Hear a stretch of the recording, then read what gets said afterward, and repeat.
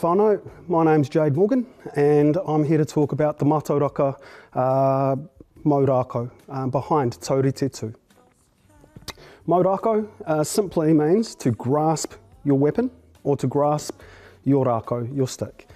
And it is Māori martial arts. It comes from a traditional background where of course our whānau needed to defend themselves and their loved ones with observations made from nature itself. The mahi that I partake in these days is of course contemporary as well as a traditional style, but it was thought that we could utilise this across age groups. The concepts underpinning Mau Rākau are all around balance, strength, precision of movement, and being mindful and present of all the mahi that you're doing. We have high impact, which is can be likened to mahi whawhai, where you're going into spar and to be the top end of the exercise levels.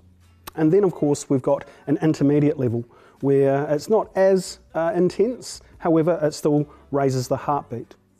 And then we have low impact, where our kaumātua are able to engage with these movements at their own pace and to their own body shape, size and ability, and be able to successfully complete these movements with purpose and intent.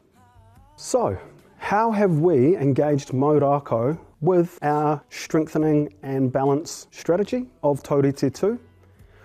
We have created a Mau Tau segment of Mau Rākau, which essentially is slow motion and it engages the whole body. The research undertaken has shown that not only are our feet engaged with sure-footedness and ensuring we're moving with intent, but it moves up to our calves, to our thighs, to our core, to our shoulders and joints as well.